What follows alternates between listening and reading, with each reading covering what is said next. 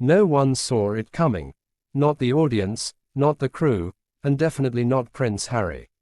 It was supposed to be a light-hearted, daytime talk show appearance.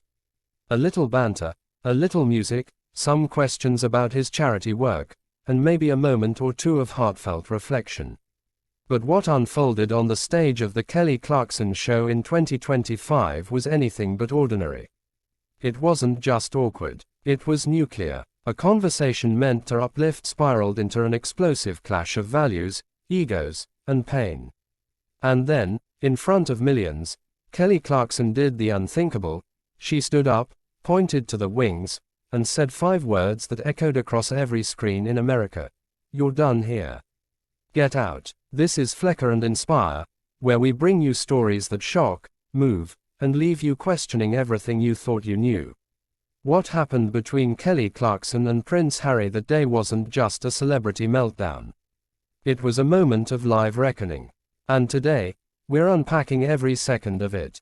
It started, as these things often do, with good intentions. Prince Harry had been making the rounds again, this time promoting a new book, After the Storm, a follow-up memoir about healing, fatherhood, and global identity. His team thought the Kelly Clarkson show would be a perfect fit, warm, safe, American, and friendly. Kelly Clarkson, America's sweetheart, had long earned her reputation for empathy and authenticity. Her interviews were heartfelt, rarely confrontational, but they were always honest. The audience was buzzing as the show opened. Kelly came out, glowing as usual, with her trademark smile and down-to-earth charm. She sang her opener with energy, waved to the crowd, and quickly teased the lineup.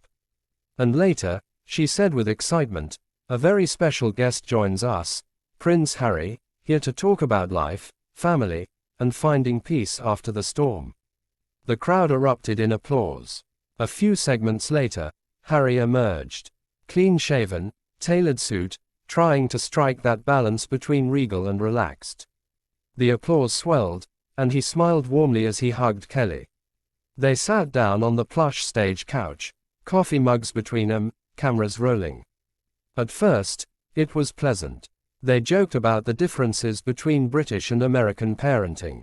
Kelly teased him about changing diapers. Harry laughed and gave charming answers about his kids, about adjusting to California life, about trying to blend in at a Montecito farmer's market. Then Kelly, as she always does, turned serious. "Your new book really dives into pain," she said. "You talk about generational trauma, grief, isolation. But you also write about being misunderstood. Tell me, what do you think people still don't understand about you?" Harry took a beat. "I think people don't understand that I didn't leave the royal family for fame or money or some dramatic rebellion. I left to save my family. To protect my wife and kids from the kind of scrutiny and trauma that destroyed my mother." Kelly nodded thoughtfully. "And do you think you've found that protection? That peace?" Harry's tone shifted slightly. "We're getting there. But it's not easy when people constantly want to drag you back into the mud. Every interview I do, every word I say, someone tries to twist it. I talk about my truth and suddenly I'm accused of attention-seeking." There was a brief, tense silence. Kelly didn't smile this time. "You say your truth," she said gently, "but don't you think sometimes your truth overlaps with other people's pain? I mean, you've talked about your family in really raw terms. You've said things on air, in books, in documentaries, things they can't respond to the same way." Harry frowned. "But I had to speak out. That silence was killing me. And I have a right to tell my story." Kelly leaned forward. "Sure, but so do they, right? And they don't get book deals or Netflix specials. They can't explain or defend themselves the same way you can." Harry's expression hardened just slightly. "Kelly, I'm not here to justify myself. I've told my story. People can take it or leave it." Kelly smiled, but this time it was tight. "It's not about justifying. It's about accountability. I know pain. I've lived through betrayal, divorce, losing people. And when I tell my story, I try to make sure I'm not burning someone else's house down to build mine." The audience went very still. Harry's posture straightened. Are you suggesting I've done that? Kelly didn't back down. I'm saying that sometimes the way you share your story feels like you're still angry. And maybe, just maybe, you're not healing.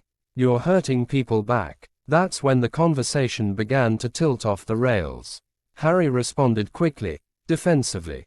You don't know what I've been through. You didn't live it. The racism, the harassment, the headlines. Kelly interrupted. No, I didn't live your life. But pain is universal, and I've seen people weaponize it.